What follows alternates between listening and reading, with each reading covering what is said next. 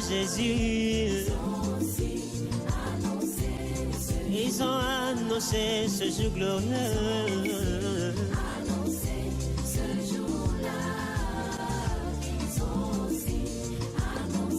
Mesdames et messieurs, bienvenue.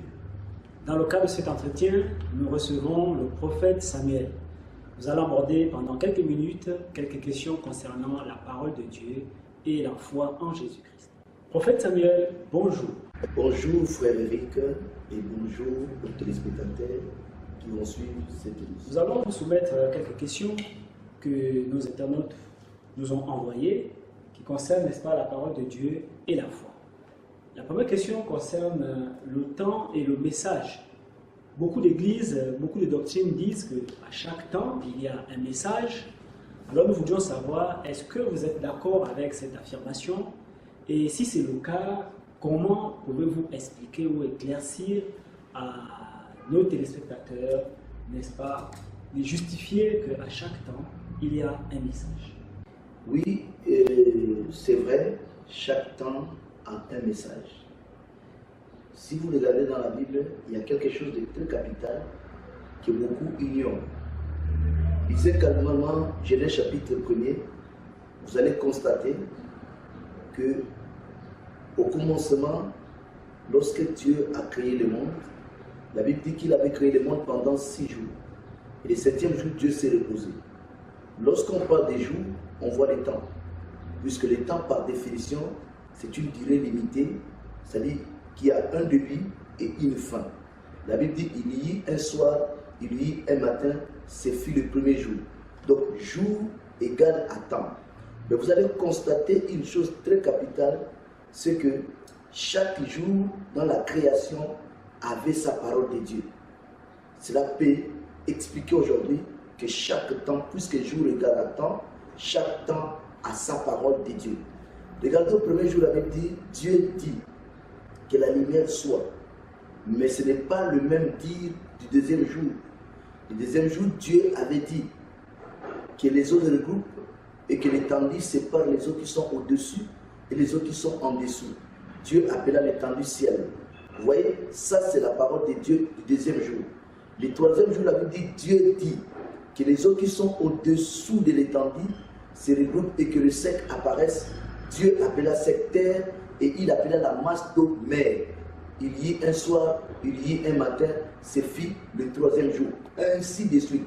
Vous avez remarqué que le dénominateur commun des 6 jours de la création, c'était le dire de Dieu.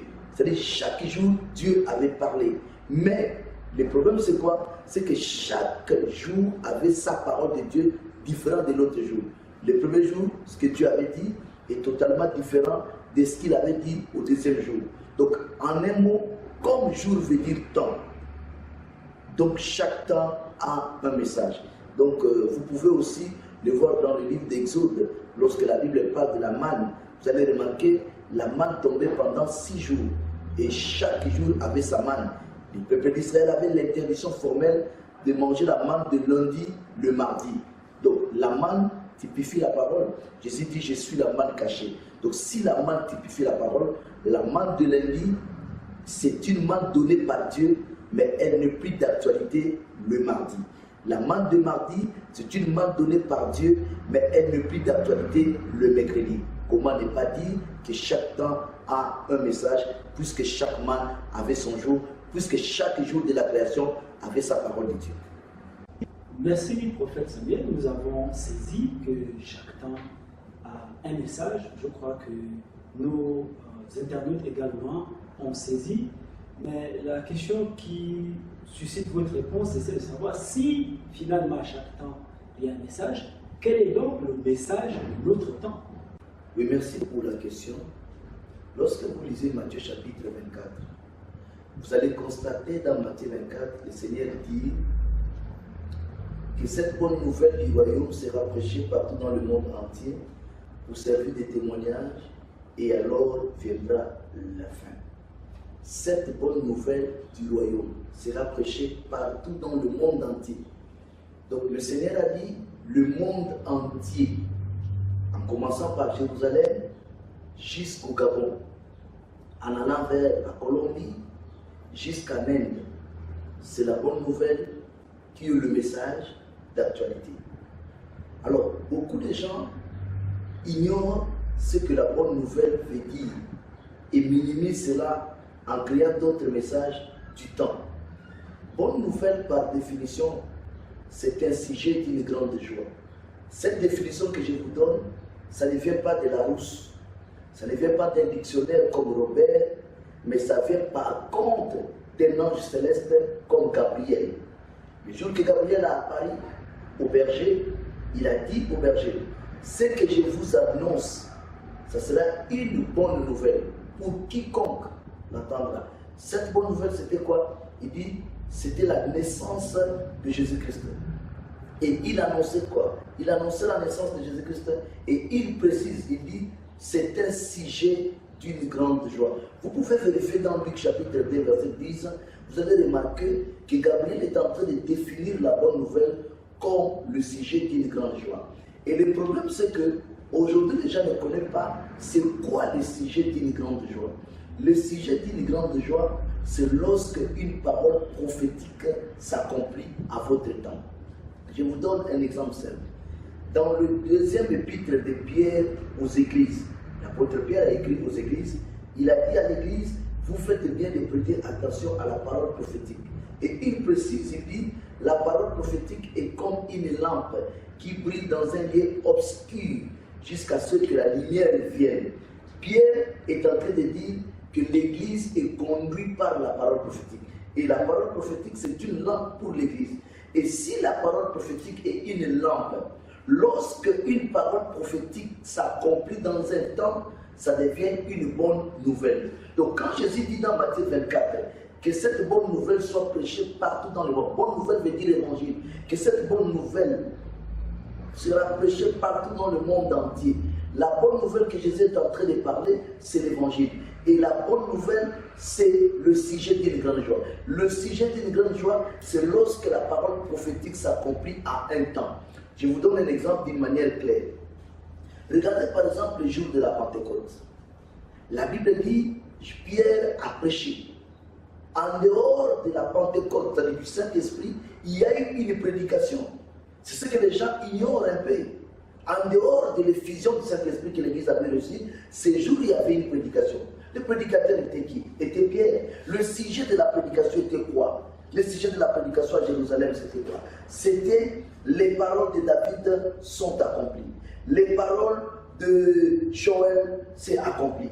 Joël était qui? Il était prophète. David était qui? David n'était pas prophète. Lorsque la parole de David est accomplie, lorsque la parole de Joël est accomplie, automatiquement, ça devient une bonne nouvelle.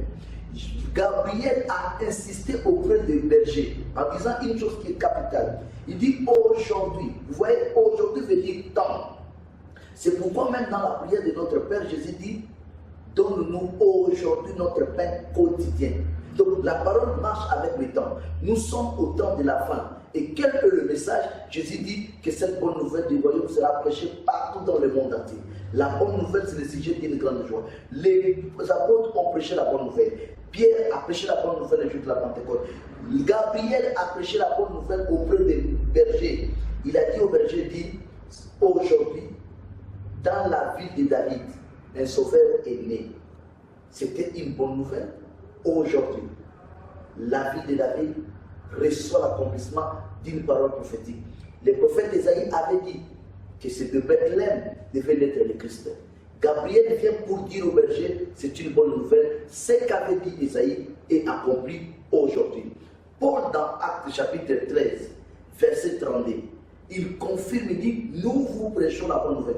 Pour parler de la résurrection de Jésus-Christ, Paul s'est servi des paroles de David en disant que c'est une bonne nouvelle.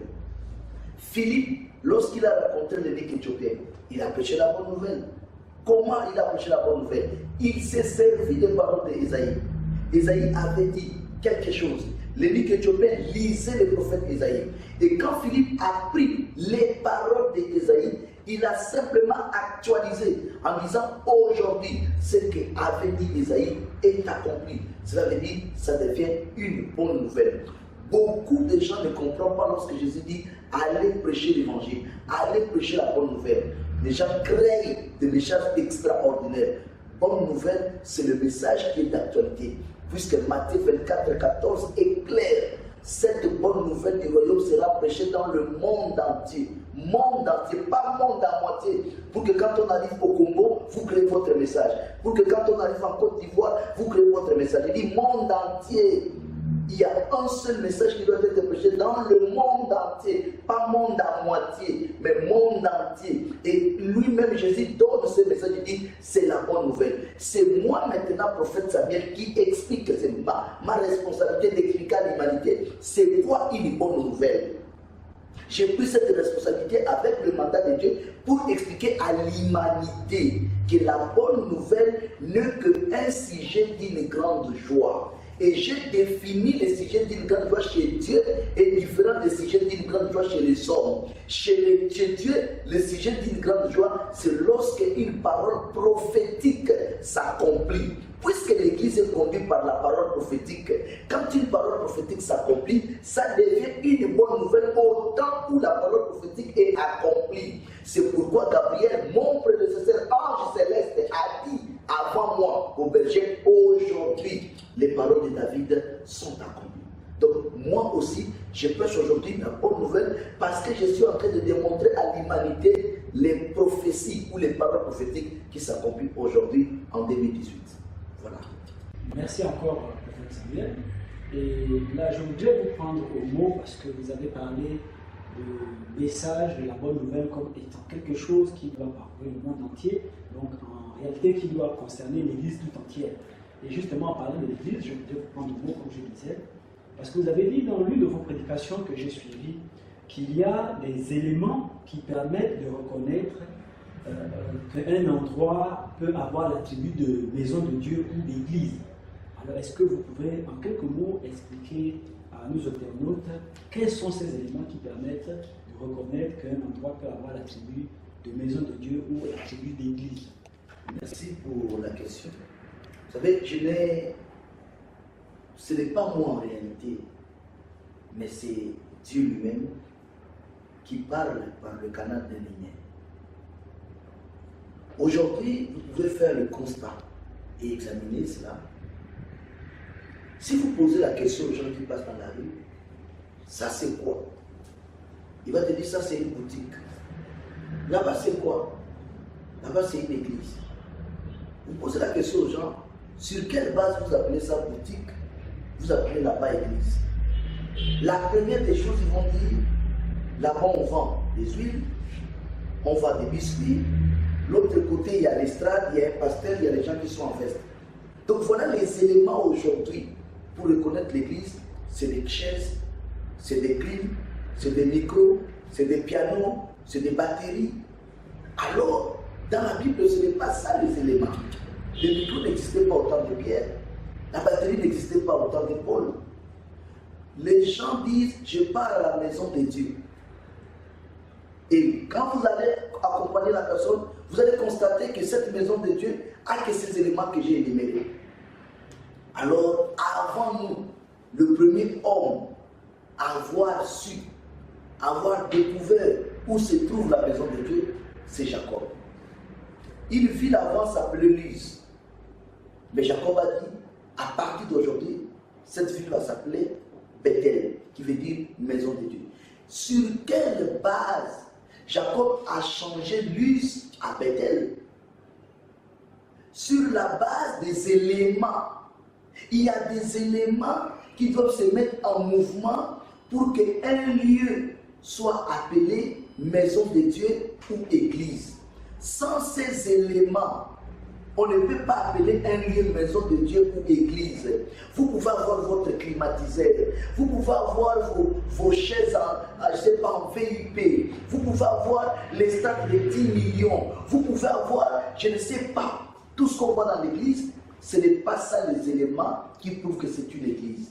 Jacob a dit, c'est ici la maison de Dieu. Il y a 3 éléments importants et capitaux qui font en sorte qu'on découvre ça, c'est une église. Ce n'est pas des chaises. Le premier élément, c'est la pierre, qui est le fondement. Le deuxième élément, c'est l'échelle. Et l'élément qui couronne tout, c'est la parole. La Bible dit Jacob dans Genèse chapitre 28, il avait ramassé une pierre. Il a posé sa tête sur cette pierre. Le fondement de l'église, c'est cette pierre. L'échelle n'a qu'un rôle, monter. Le rôle de l'échelle, c'est pour permettre à l'homme de monter. Donc, dans la vision de Jacob, quand il a ramassé la pierre, la vision qu'il avait vue, c'était une échelle. Donc, une église qui n'a pas la vision de l'échelle, c'est-à-dire la vision de monter, c'est un piège du diable sur la terre. Monter, c'est ce qu'on appelle enlèvement aujourd'hui. Si vous entrez dans une église et que vous constatez que la vision principale, c'est donner les gens le mariage, le travail, l'élévation, la prospérité, sachez que c'est une boutique.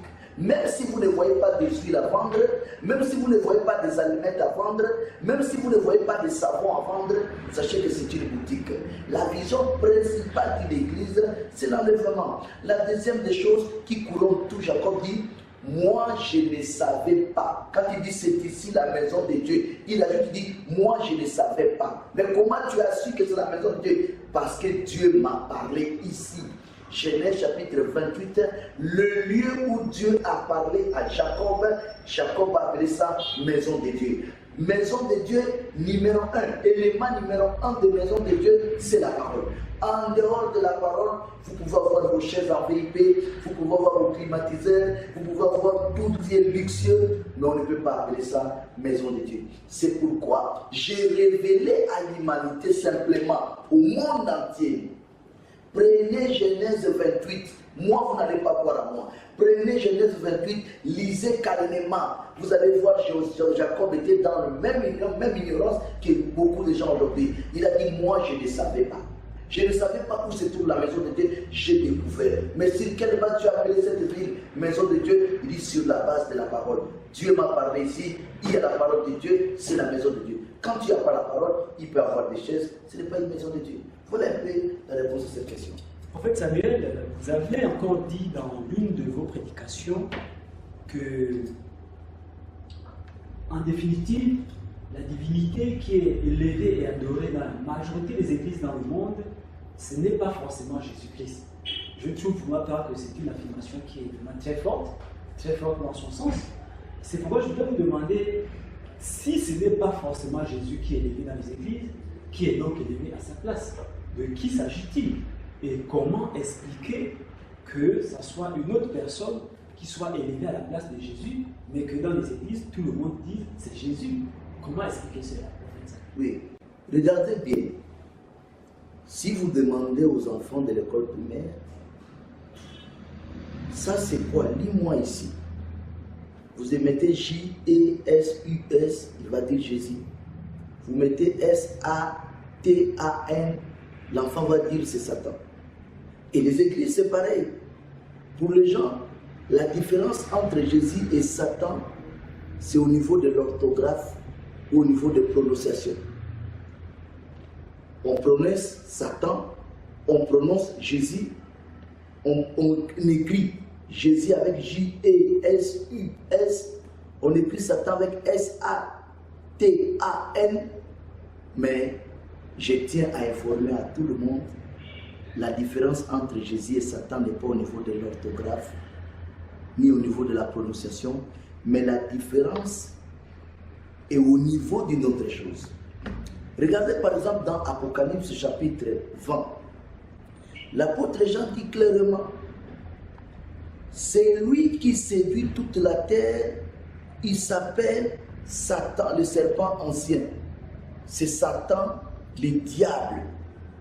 Alors lorsque vous retournez dans Genèse chapitre 3, vous allez constater que le nom du diable, Satan, n'est pas cité. Tout le monde sait que Ève est l'image de l'Église. Et la Bible dit, le serpent avait séduit Ève. La Bible n'a pas dit que c'était Satan. La Bible a dit, c'est le serpent. Mais Jean, quand il est venu dans l'Apocalypse, il dit, celui qu'on appelle Satan et diable, c'est le serpent ancien. Dans la Bible, il y a plusieurs serpents. Mais en matière d'ancienneté des serpents, le plus ancien, c'est le serpent de Genèse 3. Il y a beaucoup de serpents dans la Bible, mais le serpent le plus ancien que Jean a dit, c'est Satan le diable, c'est celui-là qui avait séduit Ève. Alors, dans Genèse 3, aucune place n'est mentionné le nom du diable. De la même manière, dans les églises, nous voyons un nom qui est écrit, nous voyons un nom qui est mentionné. Voir le nom Jésus dans les églises, vous ne verrez jamais Satan. Comme dans Genèse 3, tu ne verras jamais Satan, tu verras les serpents. Mais j'en révèle, c'est Satan.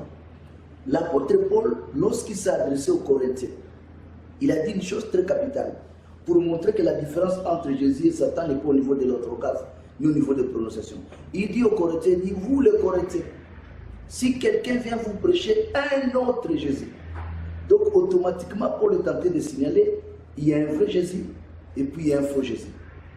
Mais comment identifier? Au verset 13, Paul dit, Satan lui-même se déguise en ange de lumière. Alors déguiser veut dire changer pour tromper. Donc quelqu'un qui change pour tromper. Et si Satan change pour tromper, la question qu'on doit se poser, c'est une question que Paul a laissée, que je donne la réponse aujourd'hui. Satan se déguise en ange de lumière. Mais aujourd'hui, il est qui? Puisqu'il se déguise, quand quelqu'un se déguise, donc il change pour tromper. Comment on l'appelle aujourd'hui? Quand il a déjà changé, il a trompé. Il est qui? Il se présente comme qui? Le verset 4 a la réponse de 2 Corinthiens 11. Si quelqu'un vous prêche un autre Jésus, l'autre Jésus là, c'est Satan déguisé. Donc Satan aujourd'hui, c'est un faux Jésus. C'est un Jésus de pacotille. Donc sur le terrain, nous avons deux Jésus. Nous avons Jésus, le Seigneur et Sauveur, et nous avons Satan déguisé. C'est pourquoi j'ai dit, la différence entre Jésus et Satan n'est pas au niveau de l'orthographe ni de prononciation. On peut appeler quelqu'un Jésus ou on peut appeler église de Jésus, mais dans le fond, c'est l'église de Satan. Donc si nous voulons imiter le Seigneur Jésus-Christ, il faut vraiment appeler ça, celui qui est Satan, Satan, celui qui est Jésus, Jésus. Je donne un exemple simple. Dans Matthieu chapitre 16, Jésus-Christ appelle son disciple, son propre disciple et apôtre, Pierre, Satan. Il dit, arrière de moi, Satan. Il n'a pas dit, arrière de moi, Simon. Il n'a pas dit, arrière de moi, Pierre. Il n'a pas dit, arrière de moi, fils de Jonas. Mais il dit, arrière de moi, Satan. Sur quelle base Jésus appelle Pierre Satan? Du moment où, quelques secondes avant, Jésus avait dit à Pierre, Dieu est en toi. Il dit, la réponse que tu m'as donnée, la révélation là ne vient pas d'un homme. Il dit, ce n'est pas la chair et le sang qui t'ont révélé, mais c'est Dieu qui t'a révélé ces choses. Quelques secondes après, l'homme qui avait Dieu en lui, Jésus a confirmé que Pierre a Dieu. Quelques secondes après, le même Jésus dit à Pierre, arrière de moi, Satan. Qu'est-ce qui s'est passé pour que Dieu quitte dans Pierre et que Pierre devienne Satan? La réponse est simple. Ce sont les propos de Pierre qui a permis à Jésus d'identifier que ce n'est plus Pierre qui parle, c'est Satan. Jésus appelle les disciples, y compris Pierre. Il dit, vous avez témoigné, vous avez dit que je suis le Christ. Comme je suis le Christ, je suis l'accomplissement des prophéties, je dois monter à Jérusalem. Nous irons avec vous. Arrivé là-bas, je serai arrêté, menotté et crucifié, maltraité. Pierre se leva, il dit à Jésus, il appelle Jésus à côté, il dit, Seigneur, cela ne va pas t'arriver. Dès que Jésus a écouté Pierre dire, cela ne va pas t'arriver, Jésus directement a compris que c'est Satan. Alors dans la chair, ce que Pierre avait dit, ça plaît à l'homme.